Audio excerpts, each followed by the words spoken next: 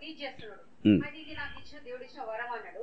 తర్వాత ఇంకొక సేవకుడు అంటే ఆయన చేసి నేను చూడలేదు. నేనంటే నేను ప్రాక్టికల్ గా జెన్యున్ గా చూసిన. అతను నేను దుబాయ్ లో పోయేసి నాకు చదువు రాకపోయి నేను ఇంగ్లీష్ లో వాక్యం చెప్పినా అంటాడు. అది వాస్తవం కాదని అదే దీన్ని పట్టేసి ఏసన్న గారు పట్టేసి అది ఏమన్నా అట్లా ఎట్లా అండర్స్టాండ్ చేసుకోవాలా అదొక క్వశ్చన్. అది ఇంకోటి వచ్చేసి ఏంటంటే సంఘంలో ఇంకా మేము అద్భుతాలు అవి ఏం లేవంటుంటే షర్ట్ తో అందరిని కొట్టేసి తన షర్ట్ తోని అందరిని పడగొట్టేసి అందులో ఒక ముగ్గురు రక్షింపబడే వ్యక్తులు ఉన్నారు. కానీ అయినప్పటికీ కూడా వాళ్ళు అది ఆసక్త్యం మీరు చెప్పేది బోధ అబద్ధం అంటుంటే వాళ్ళు తీరుతున్నాడు. మీరు ఇందాక మనము ఇది ఇది నా ప్రవక్త ముట్టకూడదు అని వచ్చిన మీరు శాపం వస్తుంది మీ మీదికి మీరు నాశనం అయిపోతారు అట్లా చెప్తుంటే వాళ్ళు అది తల్లి సంఘంగా దాని సైడ్ మాకు ఏమన్నా అయిపోతాను అట్లా సంఘం కొనసాగొచ్చా కొనసాగకూడదా? అది అబద్ధ బోధ కదా. Okay, right. మంచి ప్రశ్నలు. మొదటి ప్రశ్నకి జవాబు ఏంటి అంటే మళ్ళీ సత్యానికి కొలమానం ఏంటి, అనుభవమా లేకపోతే వాక్యమా అన్నది ప్రశ్న.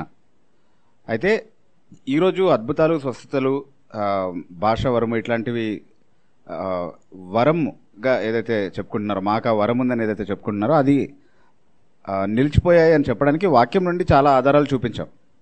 అయితే ఇప్పుడు మీరు ఇప్పుడు ఆ దుబాయ్ నుంచి దుబాయ్కి వెళ్ళి పరిచయం చేసి వచ్చినటువంటి ఆ సేవకుడి గురించి మనకు తెలియదు. కానీ ఏసన్న గారు అయితే ఇంగ్లీష్లో మాట్లాడాను అని అన్నారు. 7th ఫెయిల్ అవుతే ఇంగ్లీష్ నేర్చుకొని మాట్లాడే అవకాశం లేదని ఎవరైనా అనుకుంటున్నారా? నేర్చుకోగలిగే భాషలో ఇంగ్లీష్ నేర్చుకోవడానికి చాలా సులభమైనటువంటి భాష వాస్తవానికి. ఓకే, అది వ్యవహారిక భాష కూడా. సో ఎక్కడ వెళ్ళినా అది నేర్చుకునేటటువంటి అవకాశం ఉంది. అయితే నా ప్రశ్న ఏంటి అంటే దానికి అంటే జవాబుగా నేను అడిగేటటువంటి ప్రశ్న ఏంటి అంటే చాలా ప్రాంతాల్లోకి వెళ్ళి పరిచయం చేసినటువంటి మిషనరీస్ ఉన్నారు. మన దేశానికి కూడా ఒక మిషనరీ వచ్చారు, పేరు గుర్తుందా మీకు? William Carey, right? William Carey ఎన్ని భాషల్లోకి బైబిల్ని తర్జుమా చేశారు ఎవరికైనా ఐడియా ఉందా? భారతదేశపు చాలా భాషల్లోకి, దాదాపు 14-15 భాషల్లో కనీసం 14 భాషల్లో కొత్త నిబంధన తర్జుమా చేశారు. ఆ భాషలన్నీ ఆయన కష్టపడి నేర్చుకొని తర్జుమా చేశారు. అసలు భాష వరం అనేది ఒకటి ఉంటే సంఘ క్షేమాభివృద్ధి కొరకు అనుగ్రహించబడేది ఆ వరం అయితే అది ఇంకా సంఘంలో కొనసాగుతుంది అని అంటే అది ఎవరికి అందుబాటులో ఉండాల్సింది? ప్రాథమికంగా ఎవరైతే అన్య భాషలు మాట్లాడేటటువంటి జనాల మధ్యలోకి వెళ్ళి వాక్య పరిచయం చేశారో, సువార్త పరిచయం చేశారో వాళ్ళకి అందుబాటులో ఉండాల్సింది ప్రాథమికంగా, అవునా? సో ఈ తర్జుమా చేసిన వాళ్ళందరూ కష్టపడి నేర్చుకొని చేసిన వాళ్ళే. అంటే బైబిల్ అనువదించడానికి ఉపకరించినటువంటి ఈ వరము కేవలం కొన్ని గిమిక్కులు చేసిపోయినటువంటి సోకాల్డ్ మిషనరీస్ వరకు మాత్రమే పరిమితమైందా సంఘంలో?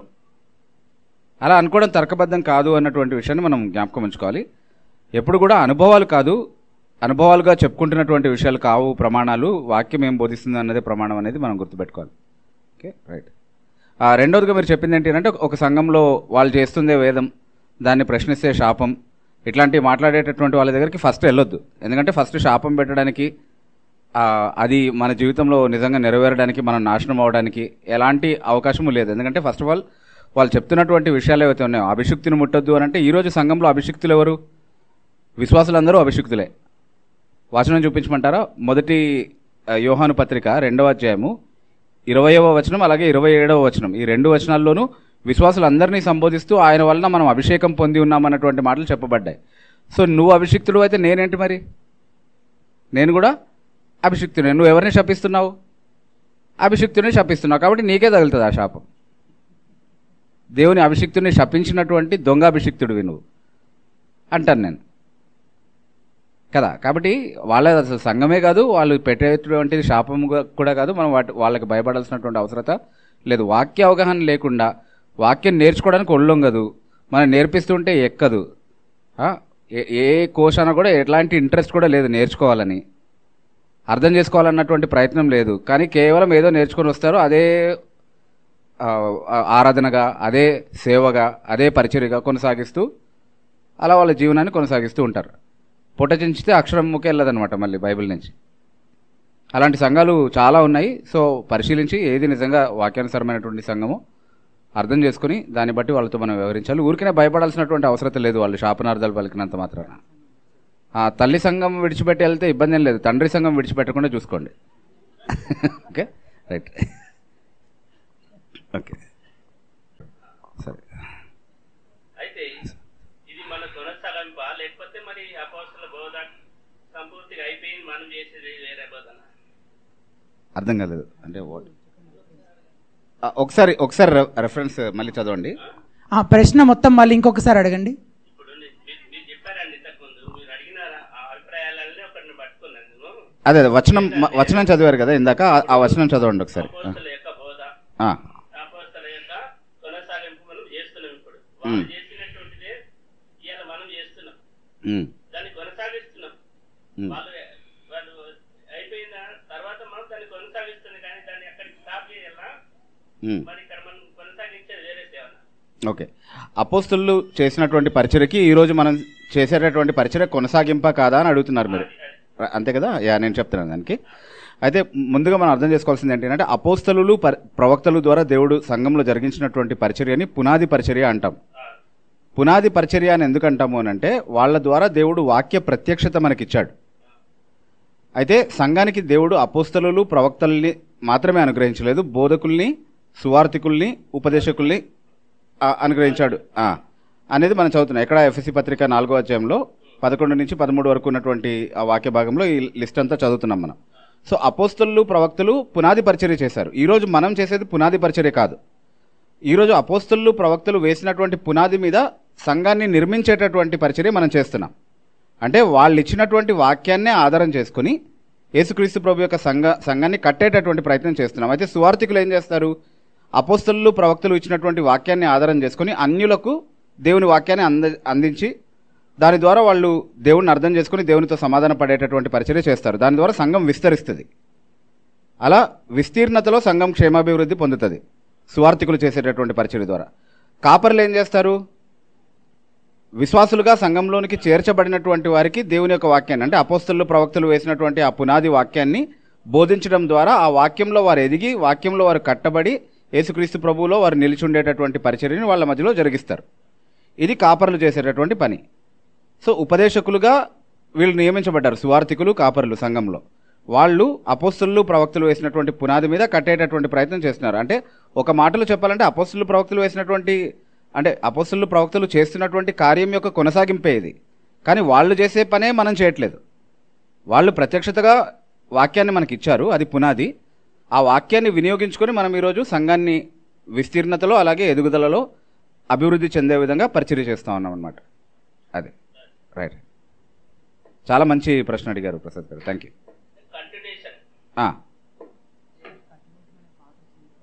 Yes yes okay okay yeah.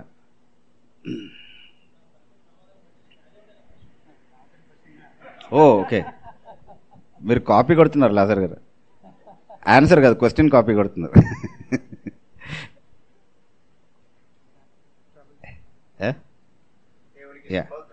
దేవునికి సార్ రాజారావు ఓకే. పరిశుద్ధాత్మ కోసము ప్రార్థన చేయాలా వద్దా? పరిశుద్ధాత్మ కోసం అంటే మనం ఒకరికొరకు ఒకరు ప్రార్థన చేయాలని చదువుతున్నాం వాక్యంలో. పరిశుద్ధాత్మ కోసం ఎందుకు ప్రార్థన చేయాలండి? దేవుడు లూకాసు వార్త చెప్పాడు కదా, పరిశుద్ధాత్మ మీకు ఉంటే. అది నేను మీరు ఉదయం ప్రస్తావించినప్పుడే దానికి సమాధానం చెప్పాను. ప్రజలు కూడా నేను తప్పు పట్టాను కాదు, అనుసారంగా నేను మాట్లాడుతున్నాను, రైట్. ఇక్కడ ప్రజలు ఉదయకాలం మాట్లాడు పరిశుద్ధాత్మ బాప్తిసం అని చెప్తూ నోటు చేస్తూ యోహాను సువార్త 7వ అధ్యాయం 38-39లో అక్కడ పరిశుద్ధాత్మ అని రాయబడి ఆత్మ అని రాయబడ్డాడు. అది ఏ ఆత్మ? దేవుడు ఆత్మనే. అంటే వినండి సార్, నేను చెప్పిన అక్కడ దేవుడు ఆత్మ 7 ఆత్మలు కాబట్టి దేవుడి యొక్క 7 ఆత్మలు అందులో ఒక ఆత్మ దేవుడు ఇచ్చాడు అని, అందుకనే పరిశుద్ధాత్మ నేను పంపుతాను దేవుడు క్లియర్ చేసింది ఆత్మ. అయితే ఎప్పుడైతే యోహాను గారు కూడా బాప్తిసం ఇస్తారు, యోహాను గారు బాప్తిసం ఇచ్చినప్పుడు అతను అంటాడు, ఒక అందరూ బాప్తిసం ఇచ్చినప్పుడు నీళ్లతోనూ నేను నేను నీళ్లతోనూ తర్వాత నా ఇంటికి వచ్చిన వాళ్ళు ఆత్మలోను బాప్తిసం పొందుతారని చెప్తారు అక్కడ యోహాను సువార్తలో. ప్రశ్న మీరు ప్రశ్న అడగండి, ఇంకేమైనా వివరాలు కావాలంటే మేము అడిగి తెలుసుకుంటాం. స్ట్రైట్ గా క్వశ్చన్ ఏంటో అడగండి. ఇప్పుడు వచ్చేది ఇదే మరి, పరిశుద్ధాత్మ కోసం ప్రార్థన మనం చెయ్యాలా చేయకూడదు? ఓకే, బిబు గారు జవాబు చెప్తారు. సో ఫస్ట్ మనం క్లారిఫై చేసుకోవాల్సిన విషయం ఏంటంటే, దేవుని 7 ఆత్మలు అంటే 7 వేరు వేరు ఆత్మలు లేరు. పరిశుద్ధాత్మకు ఉన్నటువంటి సర్వ పరిపూర్ణతను 7 అనేటటువంటి సంఖ్యతో సూచిస్తూ 7 ఆత్మలు అని చెప్పి ఆయన్ని వర్ణించడం అనేది జరిగింది. అంటే ఇప్పుడు వర్ణనాత్మకంగా చాలా విషయాలు ప్రకటన గ్రంథంలో మనం చదువుతాం. అలాగే వర్ణిస్తూ చెప్పినటువంటి విషయాన్ని మనం ఆధారంగా చేసుకుని 7 వేరు ఆత్మలు ఉన్నాయన్నటువంటి బోధ తీసుకురావడం అనేది పూర్తిగా వాక్యానికి వ్యతిరేకం అవుతుంది. మేము మీకు ప్రకటించిన ఆత్మ కాకుండా వేరొక ఆత్మ అని అపోస్తలులు చెప్పినప్పుడు అపోస్తలులు ప్రకటించినటువంటి ఆత్మ ఎవరు? పరిశుద్ధాత్మే. యేసుక్రీస్తు వలన అలాగే బాప్తిస్మిచ్చి యోహాను వలన మీరు విన్నటువంటి ఆత్మ ఇదే అని వాళ్ళు చెప్పినది ఏ ఆత్మ గురించి? పరిశుద్ధాత్మ గురించే. నేను జవాబు ఇంకా కంప్లీట్ చేయలేదు. అంటే అవన్నీ పరిశుద్ధాత్మ కాకుండా వేరే 6 ఆత్మలు ఉన్నాయా? అలా కాదు. నేనేమడుతున్నా అంటే పరిశుద్ధాత్మ ప్లస్ 6 ఆత్మలు వేరే వేరే ఉన్నాయా?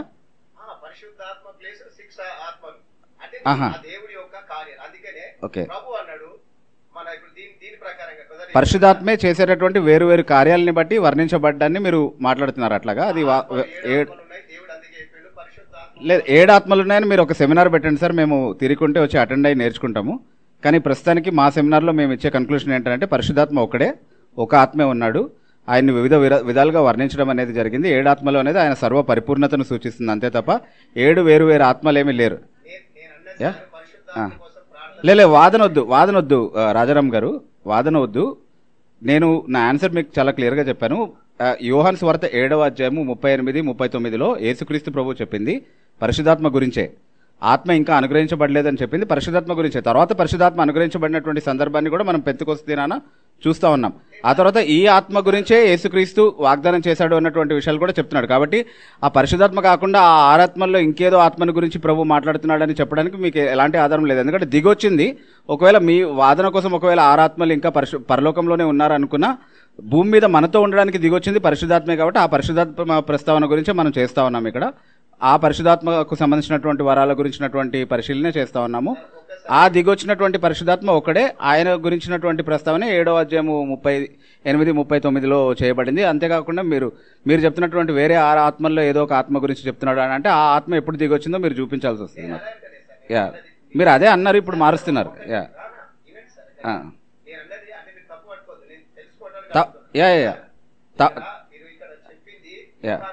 మీరు తెలుసుకోవడానికి అడగండి, కానీ బోధించొద్దు.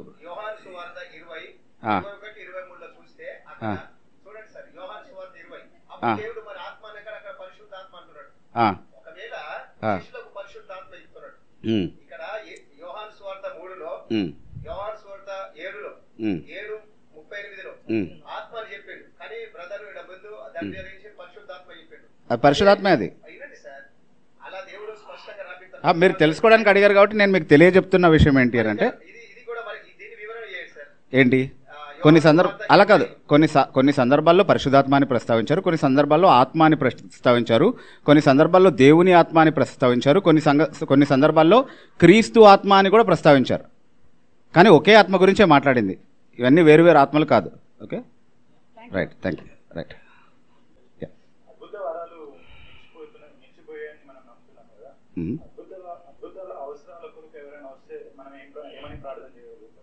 అంటే అద్భుతాల అవసరం కోసం యూజువలీ స్వస్థత అవసరత కోసం వస్తూ ఉంటారు. ఖచ్చితంగా వాళ్ళతో కలిసి మనం ప్రార్థన చేయొచ్చు. వాళ్ళకి అవసరమైన కలిసి ప్రార్థన చేయొచ్చు. విశ్వాస సహితమైన ప్రార్థనకు దేవుడు ఈరోజు కూడా జవాబు ఇవ్వడానికి సమర్థుడు అని చెప్తున్నాం. మనం ఆయన చిత్తానుసారంగా ఎప్పుడైనా ఎవరినైనా స్వస్థపరచగలడు. సో మనము వాళ్ళకి కావాల్సినటువంటి ఆదరణ, వాళ్ళతో కలిసి చేయాల్సినటువంటి ప్రార్థన, వాళ్ళకి ఇవ్వాల్సినటువంటి సహాయ సహకారాలు అవన్నిట్లో మనం ఎక్కడ నిరాకరించకూడదు. దాన్ని ఖచ్చితంగా దాన్ని సెన్సిటివ్గానే చూడాలి. వాళ్ళకి ప్రేయర్ సపోర్ట్ అలాగే మారల్ సపోర్ట్ కూడా ఇచ్చే వాళ్ళగా ఉండాలి మన సంఘంలో.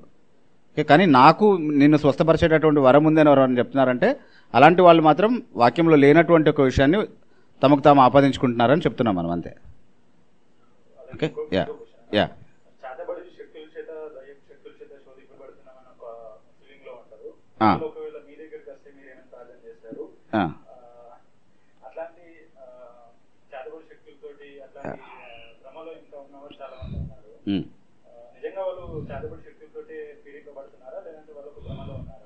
ఫస్ట్ థింగ్ మనం అర్థం చేసుకోవాల్సింది ఏంటంటే రక్షణ పొందినటువంటి ఒక వ్యక్తి మీద దేవుని బిడ్డగా చేయబడినటువంటి ఒక వ్యక్తి మీద చేతబడి శక్తులకు ఎలాంటి ప్రభావము ఉండదు.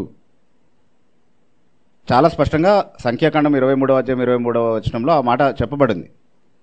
ఎలాంటి చేతబడి శక్తులు, ఎలాంటి మంత్రశక్తులు దేవుని బిడ్డలకు వ్యతిరేకంగా, వాళ్ళు దేవునితో సహవాసంలో నడుచుకుంటున్నంత వరకు, దేవునితో సరైనటువంటి సంబంధాన్ని కలిగి ఉన్నంత వరకు వాళ్ళపైన ఎలాంటి ప్రభావము ఉండదు అన్నటువంటి విషయాన్ని ఖచ్చితంగా అర్థం చేసుకోవాలి. First point. సెకండ్ థింగ్ ఏంటంటే, చాలాసార్లు చేతబడి ప్రభావం అని దేన్నైతే అనుకుంటున్నారో అది సైకియాట్రిక్ డిజార్డర్. చాలాసార్లు సరైనటువంటి సైకియాట్రిస్ట్ని కలిసి సరైనటువంటి మందులు వేసుకున్నప్పుడు అది సెట్ అయిపోతుంది. చేతబడి అయితే అట్లా సెట్ అవ్వకూడదు కదా, రైట్? సో చాలాసార్లు దానికి సొల్యూషన్ అక్కడే ఉంటుంది 80% ఆఫ్ ద టైమ్స్. అలా కాకుండా జెన్యున్గా ఎవరైనా చేతబడి ప్రభావం కింద ఉన్నారు అన్నటువంటి పాసిబిలిటీని మనం తీసుకుంటే వాళ్ళు అవిశ్వాసులై ఉండాలి.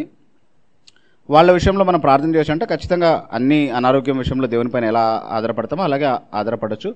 వారికి దేవుడు నిజంగా విడుదల అనుగ్రహిస్తే తప్ప ఇంకే మాధ్యమం ద్వారా కూడా వాళ్ళకి విడుదల రాదు. Okay, right right.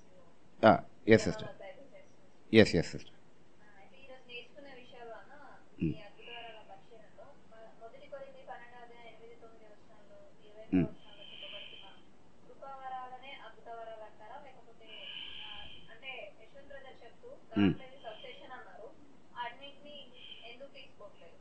Yeah,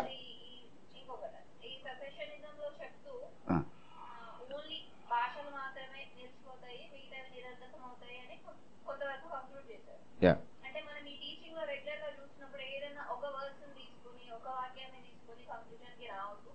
overall గా చూడాలి. దానికి చాలా విషయాలు మనం చూసిన తర్వాతనే దాన్ని కంక్లూడ్ చేయాలి అంటారు కదా. సో ఇక్కడ ఒక వర్స్ తీసుకుని భాషలు నిలిచిపోతాయి నిలిచిపోతాయి అని ఉంది. ఆల్రెడీ ఇదేమో నిలిచిపోయాయి అని చెప్పబడుతుంది. సో ఈ విషయాల మీద కొంచెం క్లారిటీ. Yeah, right right. అంటే యా, ఫస్ట్ క్వశ్చన్కి జవాబు ఏంటంటే, ఆత్మవరాల్లో కొన్ని అద్భుతంగా కనబడేటటువంటి వరాలు ఉన్నాయి. వాటిని మాత్రమే అద్భుతాలు, సూచక్రియలు, మహత్కార్యాలు అని చెప్పి అపోస్తలీయ చిహ్నాలు అని పిలిచారు అనేది వివరణ ఇచ్చాము. 2 కొరింథీ పత్రిక 12:12ను ఆధారం చేసుకుని. అవి అట్లాగే హెబ్రీ పత్రిక 2వ అధ్యాయం 3-4 వచనాల్లో కూడా అద్భుతాలు, సూచక్రియలు, మహత్కార్యాలు నానా విధములైనటువంటి పరిశుద్ధాత్మ వరముల చేతను అని చెప్తున్నారు. సో అద్భుతంగా కనబడేటటువంటి వరాలు ఏవైతే ఉన్నాయో వాటిని డిస్టింక్ట్గా ఐడెంటిఫై చేయొచ్చు మనం. అది సహజాతీతంగా దేవుని మూలంగానే జరుగుతున్నటువంటి కార్యంగా ఏదైతే కనబడుతుందో వాటిని అద్భుత వరాలని పిలిచాం. కానీ ఇప్పుడు బోధించే వరం ఉంది. ఇప్పుడు నేను మీతో మాట్లాడుతున్నాను, వాక్య జ్ఞానము, దాన్ని వివరించేటటువంటి సామర్థ్యము ఎవరిచ్చారు? నాకు దేవుడిచ్చాడు. అది దేవుడిచ్చేటటువంటి వరం. కానీ దాంట్లో ఏమైనా అద్భుతంగా ఏమైనా కనబడుతుందా మీకు? ఏం లేదు. ఇట్ ఈస్ నేను కంప్లీట్ చేస్తాను దీన్ని. సో న్యాచురల్గానే మనం ఆ డిస్టింక్షన్ని చూడగలుగుతాం. సో ఏవైతే అద్భుత వరాలుగా చెప్పబడ్డాయో వాటి విషయంలో అంటే ఏదైతే సత్య నిర్ధారణ కొరకు అద్భుతాలు, సూచక్రియలు, మహత్కార్యాలుగా దేవుడిచ్చాడో అవి ఆ నిర్ధారించేటటువంటి పరిచర్య పూర్తయిన తర్వాత వాటి కొనసాగింపుకు ఇంకా ఆధారం లేదు అన్నటువంటి విషయాన్ని చెప్పడానికి దాదాపుగా 3-4 సెషన్స్ తీసుకున్నాం మనం. సో ఒక వచనం మీద కన్క్లూడ్ చేసినటువంటి విషయం కాదు అది. ఒక వచనాన్ని తీసుకొని ఎక్కువగా ఎలాబరేట్ చేసి ఉండొచ్చు, but overall tenor of the స్క్రిప్చర్ని బేస్ చేసుకుని ఆ కన్క్లూజన్స్కి రావడం అనేది జరిగింది అనేది ఫస్ట్ క్లారిఫికేషన్. ఇంకొక చిన్న క్లారిఫికేషన్ ఏంటి అంటే, ఒక అంశాన్ని గురించి మాట్లాడే ఒకే వచనం ఉంటే ఆ ఒక వచనాన్ని తృణీకరించాలని కాదు దాని ఆ నియమం యొక్క అర్థం. ఆ వచనమే దాని గురించి మాట్లాడుతుంది అంటే ఆ వచనమే ఇంకా దానిపైన అంతిమ నిర్ణయం అంతే. కానీ అదే అంశాన్ని గురించి మాట్లాడేటటువంటి ఇతర వచనాలు కూడా ఉన్నప్పుడు వాటిని కూడా పరిగణలోకి తీసుకుని అప్పుడు ఓవరాల్ కన్క్లూజన్కి వాటన్నిటిని కూడా బేస్ చేసుకోవాల్సి ఉంటుంది. Okay, yeah yeah yeah yeah yeah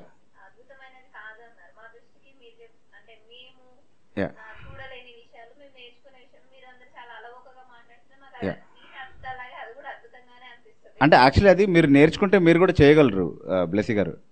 yeah, అందుకే అది అద్భుతం కాదంటున్నాం.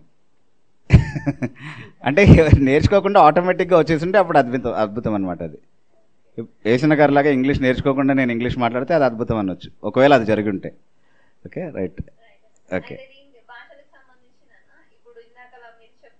యా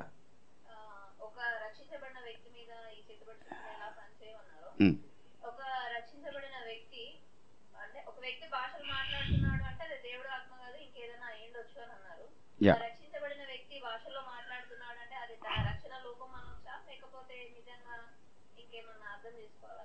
లేదు, దాంట్లో అంటే వేరొక ఆత్మ అన్నది ఒక పాసిబిలిటీ మాత్రమే.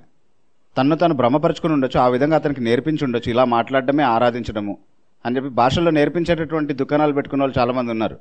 నిజంగా రక్షింపబడినటువంటి వాళ్ళు కూడా అలాంటి పరిస్థితుల్లో చిక్కుబడిపోయినటువంటి వాళ్ళు చాలామంది ఉంటారు. నాకు తెలిసిన సహోదరులే చాలామంది ఉన్నారు అలాంటి వాళ్ళు. సత్యం తెలుసుకున్నప్పుడు వాళ్ళు దాంట్లో నుంచి బయటకు వస్తారు, ఖచ్చితంగా బయటకు వచ్చి సాక్ష్యం కూడా ఇస్తారు వాళ్ళు వాస్తవానికి. అంటే కొన్ని నేర్పించే దుకాణాలు, కొన్ని చూసి నేర్చుకోండి అని చెప్పే దుకాణాలు అనమాట అట్లా.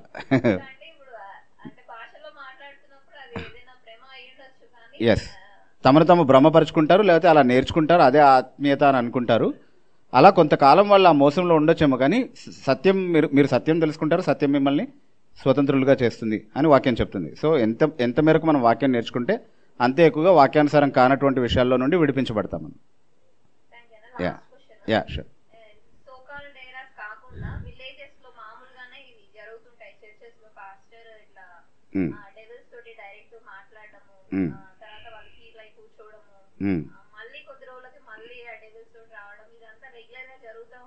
ఓకే,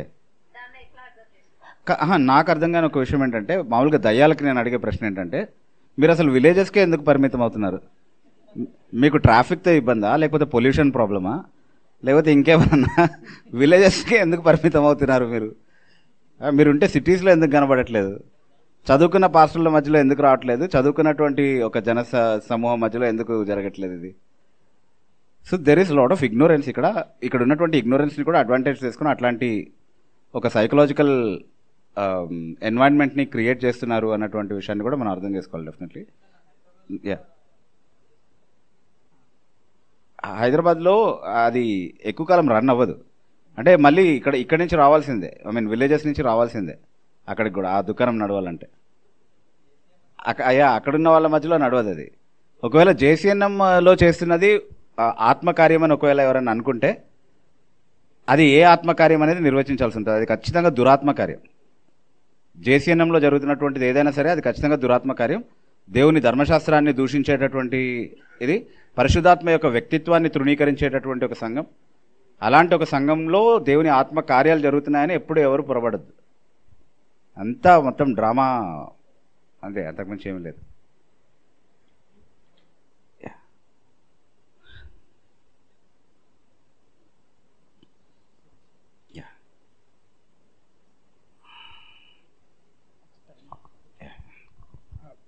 ప్రశ్నల కోసం ఇంకా మనకి 12 నిమిషాల సమయం ఉంది.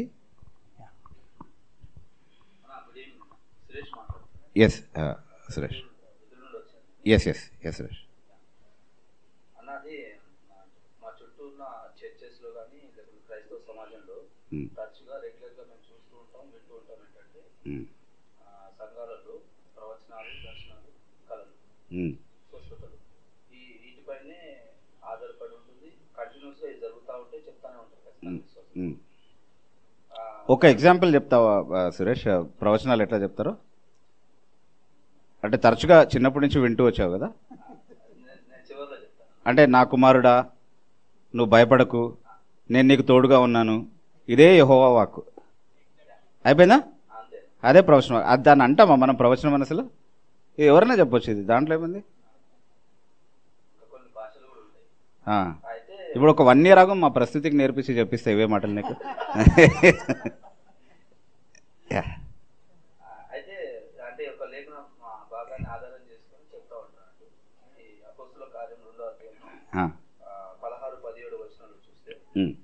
ఏబేలు ప్రవక్త ద్వారా చెప్పబడిన సంగతి ఏమనగా, అంత్య దినములందు నేను మనుషులందరి మీద నా ఆత్మను కుమ్మరించదను, అంటే పరిశుద్ధాత్మను కుమ్మరించదను అంటారు. అవును.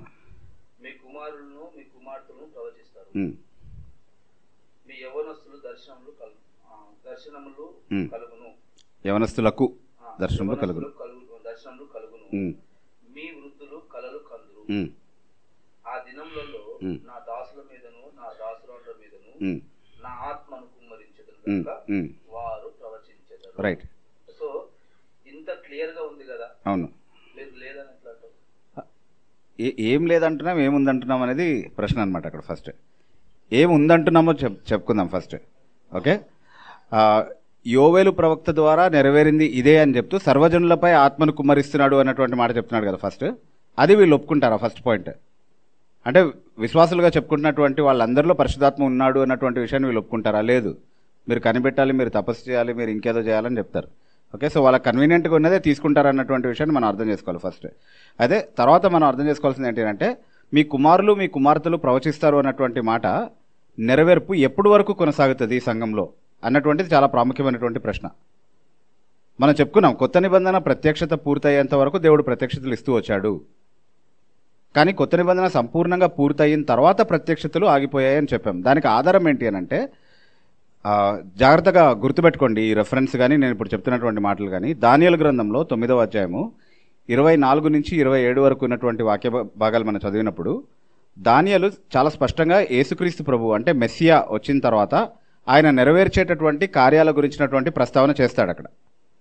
అందులో యేసుక్రీస్తు ప్రభు ఖచ్చితంగా నెరవేర్చేటటువంటి ఒక కార్యం ఏంటి అని అంటే, ప్రవచనములను దర్శనములను ముద్రించుట అనేటటువంటి ఒక కార్యం చేస్తాడు ఆయన. 4వదో 5వదో ఆ 7 కార్యాలు ఉంటాయి అక్కడ. అందులో లిస్ట్లో 4వదో 5వదో మీరు చూస్తారు అక్కడ. ప్రవచనమును దర్శనములను ముద్రించుట. ముద్రించడం అంటే ఏంటి? చాలా భావాలతో ఈ పదాన్ని వాడచ్చు. ముద్రించడం అంటే ప్రింట్ చేయడం అని కూడా అర్థం చేసుకోవచ్చు. కానీ ముద్రించడం అంటే అది కాదు. ముద్ర వేయడం అంటే సీల్ చేయడం అంటే ఏంటి?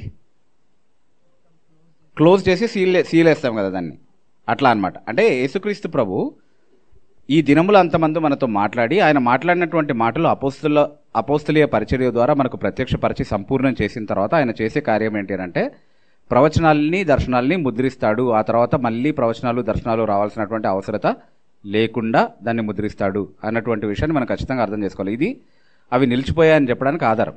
అయితే అప్పటి వరకు ఏం జరిగింది? అది నిలిచిపోయేంత వరకు, ఆ నిలిచిపోయే పాయింట్ వచ్చేంత వరకు, చివరి అపోస్తులు చనిపోయేంత వరకు ఏం జరిగింది? సంఘంలో దేవుడు ప్రత్యక్షతలు ఇస్తూ వచ్చాడా? ఇస్తూ వచ్చాడు. కుమారులు కుమార్తెలు ప్రవచించారు. ఫిలిప్పుకి 4 కుమార్తెలు ఉన్నారు. వాళ్ళు ఏం చేసేవాళ్ళు? ప్రవచించేవాళ్ళు. అట్లా ప్రవచన వరం ఉన్నటువంటి ఇతరులు కూడా అపోస్తలీయ పర్యవేక్షణ కింద పరిచయం చేసిన వాళ్ళు ఉన్నారా? ఆదిమ సంఘంలో ఉన్నారు ఖచ్చితంగా. అపోస్తలీయ వాక్యాన్ని ధృవీకరిస్తూ వాళ్ళ ద్వారా దేవుడు ప్రవచన పరిచర్యని జరిగిస్తూ వచ్చాడు. సో దాన్నేం కాదనట్లేదు మనం. కానీ అది ముద్రించి ముగించి సంపూర్ణం చేయబడిన కాలం వచ్చిన తర్వాత కూడా అది కొనసాగుతున్నాయి. ఇప్పుడు మాతో మాట్లాడుతున్నది కూడా అదే అని ఎవరైతే చెప్తున్నారో దానికి వాక్యాధారం లేదని చెప్తున్నాం అనమాట. అంతే. రైట్ రైట్ యా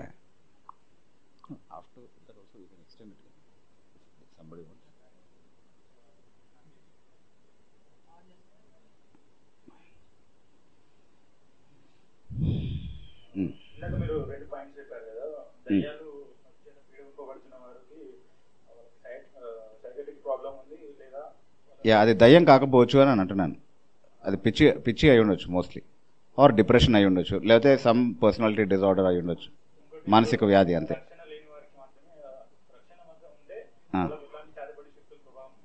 ఉండదు. అవును, వాక్యం చెప్తుంది, నేను అంటాం కదా. యా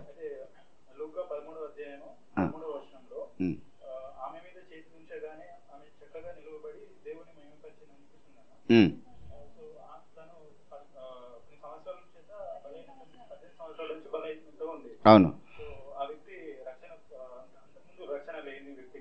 ఆబ్వియస్లీ అంతే కదా. తర్వాతనే కదా రక్షణ పొంది ఆమె కూడా అబ్రహాము కుమార్తె అయింది.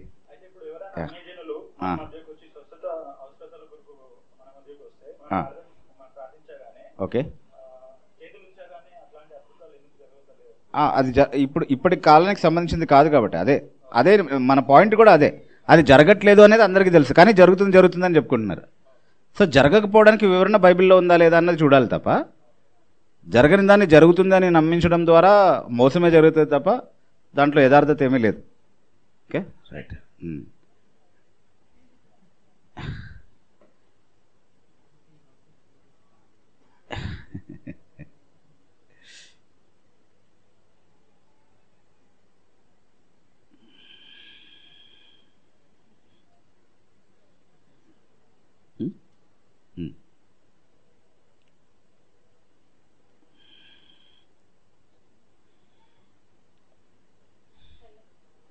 చెప్పండి. యా చెప్పండి.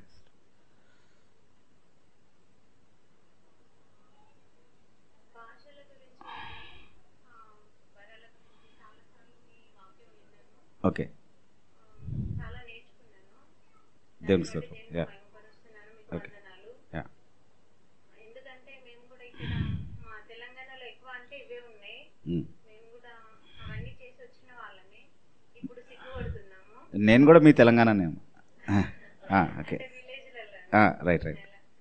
అయితే ఇక్కడ ఒక విషయం ఈ రోజు నేను కొత్తగా తెలుసుకున్నది ఏంటంటే అన్న, యా, 1 కొరింథీ 14లో 22 దాంట్లో అవిశ్వాసులు అన్న విషయం చెప్పారు కదా. అవును, అవిశ్వాసులు అనేది ఇశ్రాయేల్ అనేది నాకు ఈ రోజు కొత్తగా తెలిసింది. ఓకే, అది నిలిచిపోయింది అన్న విషయం కూడా అంటే నెరవేర్పు అనేది వాళ్ళ నుండి వాళ్ళు మెస్సీని నమ్మలేదు కాబట్టి రైట్, అక్కడ అది నిలిచిపోయింది, నెరవేర్చిపోయింది, అన్నిలో చేసుకు వచ్చేసింది అని చెప్పిండ్రన్న. ఓకే, దాంట్లో ఎలాంటి సందేహం అనేది లేదు. ఓకే, అయితే ఈ విషయాన్ని ఇంకా మీరు క్లియర్ గా తెలియపరచండి అన్న. ఎలా అంటే ఓకే, ఇప్పుడు శిష్యులు స్టార్టింగ్ అప్పుడు పరిశుద్ధాత్మ పొందుకున్న తర్వాత వాళ్ళు ఏదైతే కొత్త అన్య భాషలు మాట్లాడారో వాళ్ళు వెంటనే మాట్లాడారు కదా, అవును, నేర్చుకొని మాట్లాడలేదు. అవును, ప్లస్ ఈ అవిశ్వాసులు అంటే విశ్వాసులు ఎలా అయ్యారు,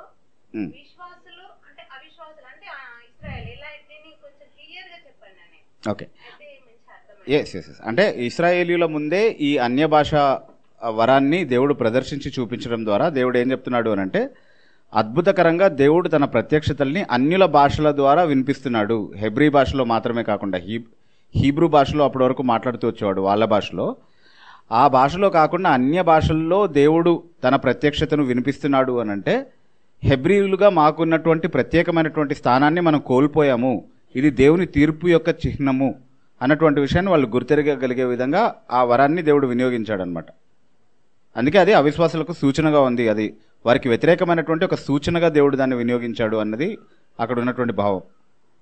సో ఆ సూచనగా దేవుడు ఉద్దేశించినటువంటి ఆ పని కూడా నెరవేరిపోయింది కాబట్టి భాషావరం ద్వారా ఇక అది కొనసాగాల్సినటువంటి పని లేదు సంఘంలో అన్నది చాలా పాయింట్స్లో ఒక పాయింట్గా చెప్పారనమాట. యా, ప్రైజ్ లార్డ్ అండి. Okay, okay, okay, okay. మరి క్రైస్తవ వివాహ చట్ట ప్రకారము వధువుకు మట్టెడ్లు పుస్తే వరుడి ఇంటికాడ పందిరేయడము ఇవన్నీ చేయొచ్చా? క్రైస్తవ వివాహ చట్ట ప్రకారం లేదు. మంగళసూత్ర ధారణ, సప్తపది ఇవన్నీ కూడా హిందూ వివాహ చట్ట ప్రకారం, హిందూ మ్యారేజ్ యాక్ట్ 1955 ప్రకారం హిందూ పెళ్ళిళ్ళకి మాత్రమే వర్తించేటటువంటి విషయాలు. మనకి చాలా ఖచ్చితంగా చెప్పబడినటువంటి నియమాలు ఏంటి అని అంటే, ప్రమాణాలు చెప్పుకుంటారు కదా సంఘంలో, వివాహ ప్రమాణాలు తీసుకుంటారు కదా, అది ప్లస్ సర్టిఫికెట్, ఈ రెండు చాలా ఇంపార్టెంట్గా ప్రిస్క్రైబ్ చేయబడ్డాయి అంతే. వాటికి ఏది ప్రమాణాలకి సర్టిఫికెట్గా ఖచ్చితంగా ఉందండి, ఖచ్చితంగా ఉంది, చట్టంలోనే ప్రిస్క్రైబ్ చేయబడ్డాయి అవి, కాబట్టి చట్టబద్ధత ఉంది వాటికి.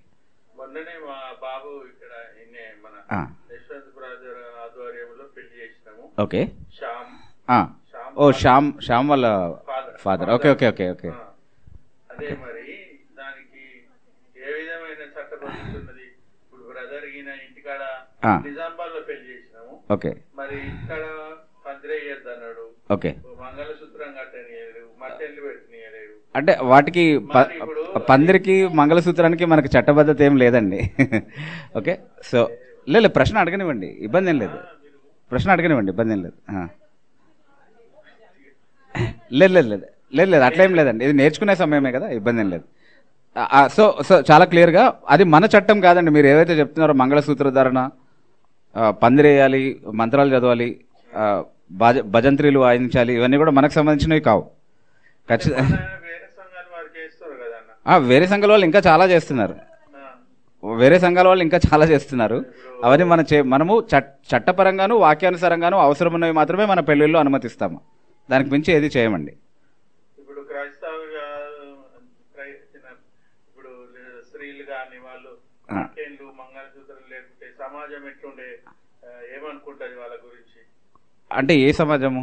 మనం నివసిస్తున్న చేస్తున్న మన సమాజము అంటే మన సమాజం గురించి అంత ఎక్కువగా పట్టించుకోవద్దు. ఎందుకు పట్టించుకోవద్దని చెప్తున్నాను అంటే, మన సమాజంలో ఏర్పరచుకున్నటువంటి పద్ధతులు అంటే బొట్టు పెట్టుకుంటే, కాళ్ళకి మెట్టలు ధరిస్తే ఈమె వివాహితురాలైనటువంటి స్త్రీ అని సమాజం గుర్తించడానికి వేసుకోవాలని చెప్తున్నారు కదా, చాలా గొప్పగా చెప్పుకుంటారు దాని గురించి.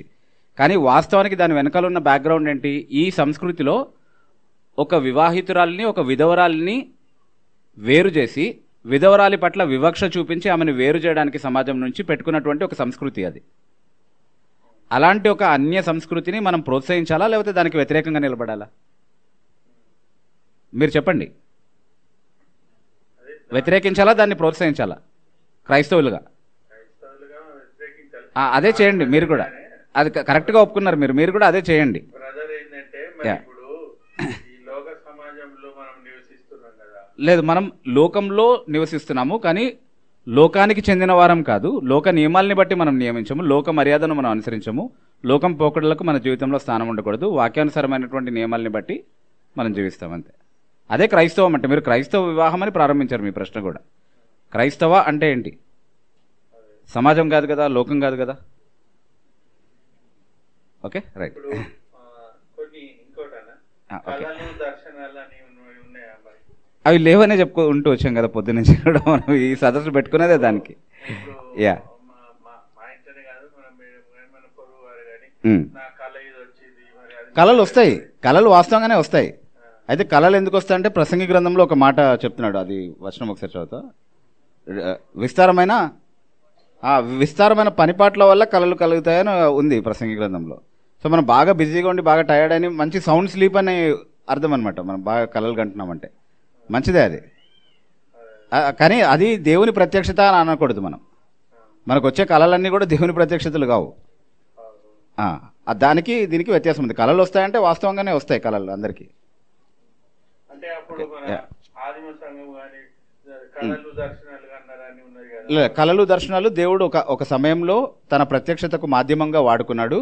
అది దేవుడే చూపించిన కళ, దేవుడే ఇచ్చినటువంటి ప్రత్యక్షత అని నిర్ధారించడానికి అద్భుతాలు సూచక్రియల్ని సాధనంగా వాడుకున్నాడు. సో ఈరోజు కళలు చూసిన తర్వాత ఇది దేవుడే మాట్లాడాడని ఎవరైనా చెప్తే వాళ్ళ నుండి కూడా మీరు అద్భుతాలు సూచక్రియలు చేసి చూపించమని అడగండి. అది చేసి చూపిస్తేనే నమ్మండి, లేకపోతే వాళ్ళ కోసం ప్రార్థన చేయండి అంతే. అంటే దేవా వారికి మారు మనసు అనుగ్రహించమని చెప్పి ప్రార్థన చేయండి.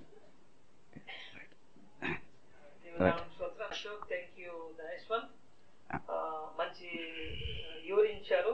దేవునికి స్తుతిస్తున్నాము, ఆయనకు మహిమపరుస్తున్నాము.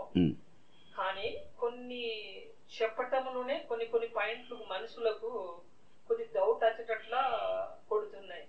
యశ్వంత్ ఏం చెప్పారంటే డైరెక్ట్ గా వరములు లేవు అంటే అది ఏమైతుందంటే కొత్తగా ఎన్నోళ్ళకి ఏమనిపిస్తుంది అంటే కంప్లీట్ గా లేవే అన్నట్లు అనిపిస్తుంది. కానీ దానికి కొన్ని కలిపి సరైన ఇప్పుడు కూడా దేవుడు వరాలు ఇస్తున్నాడు, బోధకులను తయారు చేస్తున్నాడు. ఈరోజు సువార్త ప్రకటింపబడుతుందంటే ఆయన వరాలు ఇవ్వకుంటే, ఆయన పిలువకుంటే ఇది చెయ్యలేము.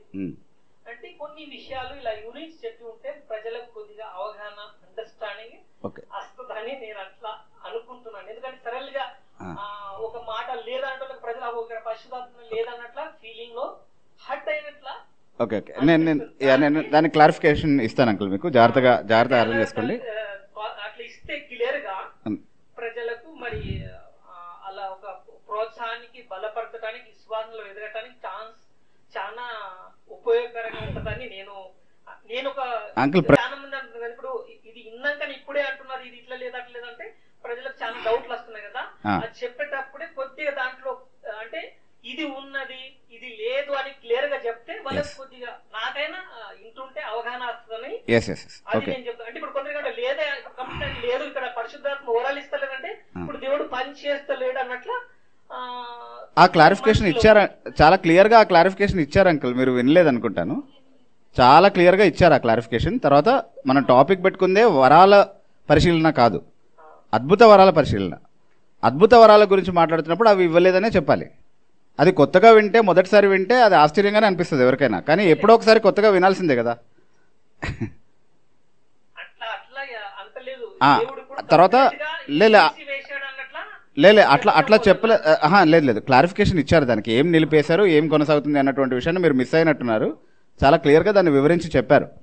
ఈ లాస్ట్ సెషన్లో కూడా చెప్పారు అది చాలా క్లియర్గా. ఓకే, సో సరే అందరు చెప్తే నేను కన్ఫ్యూజ్ అవుతాను.